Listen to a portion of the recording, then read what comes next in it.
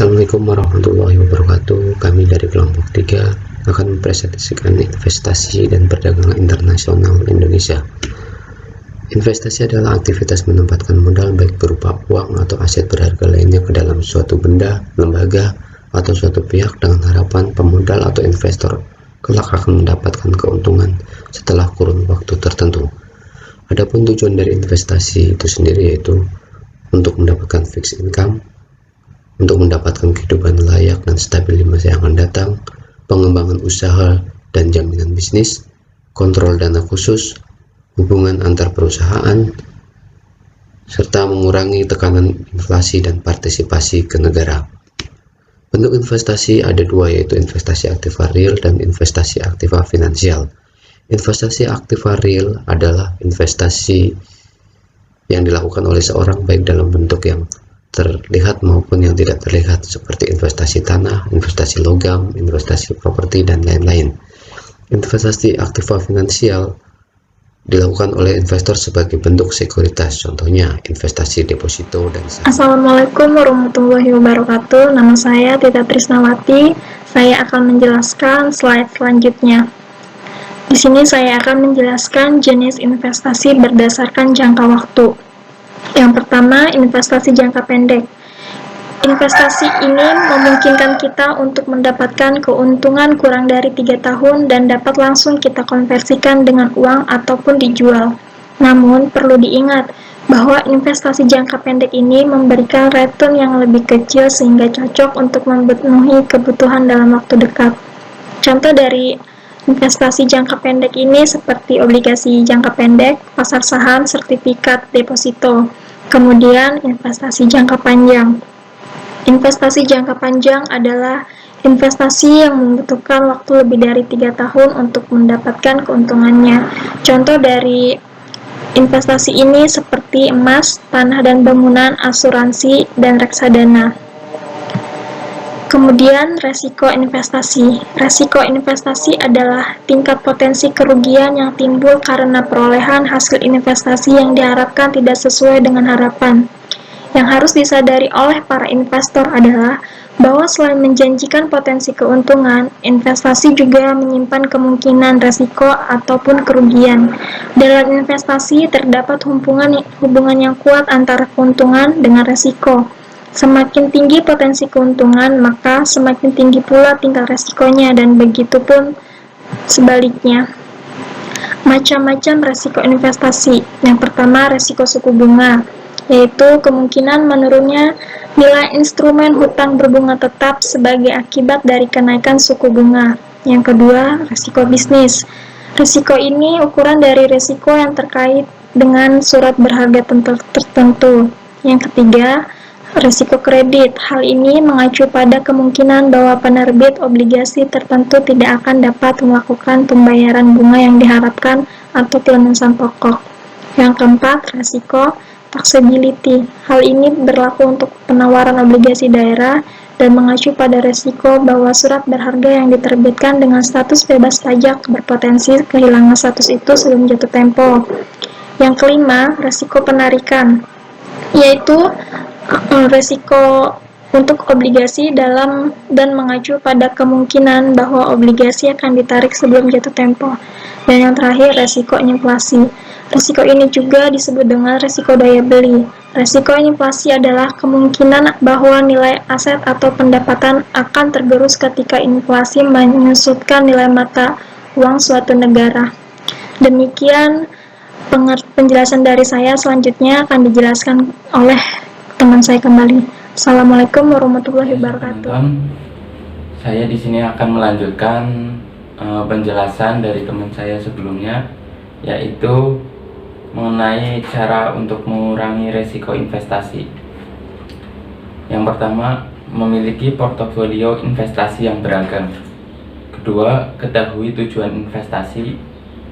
3, perhatikan investasi.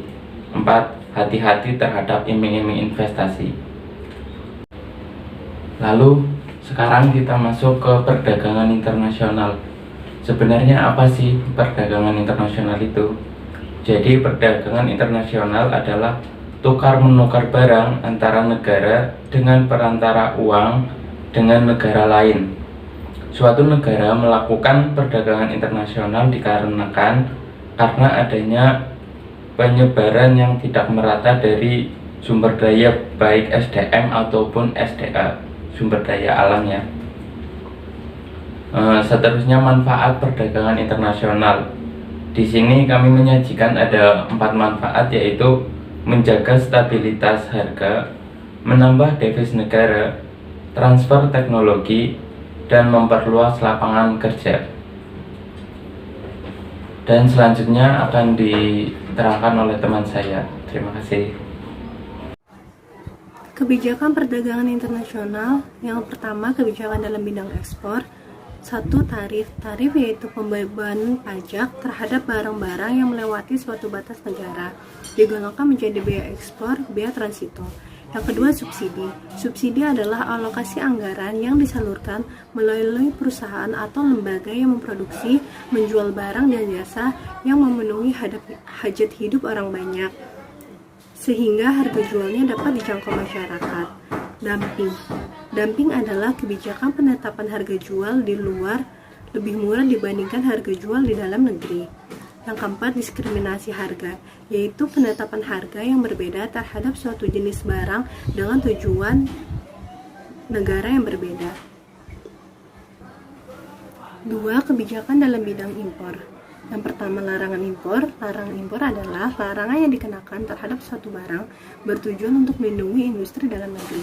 Yang kedua, kuota. Kuota adalah pembatasan mutlak terhadap jumlah fisik impor barang tertentu selama waktu tertentu. Tujuan kebijakan perdagangan internasional. Yang pertama, meningkatkan pertumbuhan ekonomi. Yang kedua, menyehatkan neraca pembayaran. Yang ketiga, melindungi produksi dalam negeri. Faktor pendorong perdagangan internasional. Yang pertama, perbedaan sumber daya alam, yaitu adanya perbedaan letak geografis dan iklim. Yang kedua, perbedaan sumber daya manusia, yaitu kuantitas maupun kualitas sumber daya manusia suatu negara dengan negara lainnya berbeda. Yang ketiga, keuntungan dari adanya spesialisasi. Yang keempat, selera atau diferensiasi produk. Yang kelima, perbedaan teknologi. Yang keenam, kemampuan negara memproduksi barang atau jasa. Yang ketujuh, perbedaan biaya produksi. Yang kedelapan, perbedaan sosial dan budaya. Saya akan melanjutkan pada slide 13, menjelaskan tentang faktor penghambat perdagangan internasional. Yang pertama, ada kebijakan proteksi oleh pemerintah. Kedua, apresiasi mata uang dalam negeri. 3. Kualitas sumber daya yang rendah. 4. Perbedaan sistem pembayaran antar negara yang sulit dan resiko yang tinggi. 5. Terjadinya perang. 6. Proteksi wilayah regional. 7. Jarak antar negara atau transportasi. Dan dampak perdagangan internasional. Yang pertama, dampak positif. Ada mempererat persahabatan antar bangsa, menambah kemakmuran negara. Perdagangan internasional dapat menaikkan pendapatan negara masing-masing, menambah kesempatan kerja. 4. Mendorong kemajuan ilmu pengetahuan dan teknologi. 5. Pemasukan kas negara. 6. Menciptakan efisiensi dan spesialisasi. 7. Kemungkinan komunikasi yang lebih luas bagi penduduk suatu negara. Dan dampak negatifnya, adanya ketergantungan suatu negara terhadap negara lain. 2. Adanya persaingan yang tidak sehat dalam perdagangan internasional. 3. Banyaknya industri kecil yang kurang mampu bersaing menjadi gulur tikar. Adanya pola konsumsi masyarakat yang meniru konsumsi negara yang lebih maju. 5. Terjadi kekurangan tabungan masyarakat untuk investasi. Ini terjadi karena masyarakat menjadi konsumtif. 6. Timbulnya penjajahan ekonomi oleh negara yang lebih maju. Selanjutnya akan dibacakan oleh teman saya. Baik, assalamualaikum warahmatullahi wabarakatuh. Di sini saya akan melanjutkan presentasi bentuk perdagangan internasional dari slide 15. Jadi, bentuk perdagangan internasional terdiri dari 3 bagian.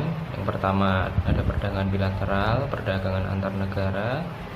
Yang kedua perdagangan regional, perdagangan yang dilakukan oleh beberapa negara dalam satu kawasan, misalnya ASEAN. Lalu perdagangan multilateral, yaitu perdagangan antar negara yang tidak dibatasi suatu kawasan. Alasan memasuki pasar internasional: yang pertama, meningkatkan laba dan penjualan. Di antaranya memasuki pasar-pasar baru, menciptakan pasar-pasar baru, komunikasi yang baik, mendapatkan laba yang besar. Yang kedua, pasar keuntungan dan penjualan, yang terdiri dari melindungi pasar domestik, mengikuti pelanggan ke luar negeri, menyerang pasar dalam negeri lain. Baik, demikian presentasi dari kelompok 3, kurang lebihnya mohon maaf. Wabillahi taufiq wal hidayah.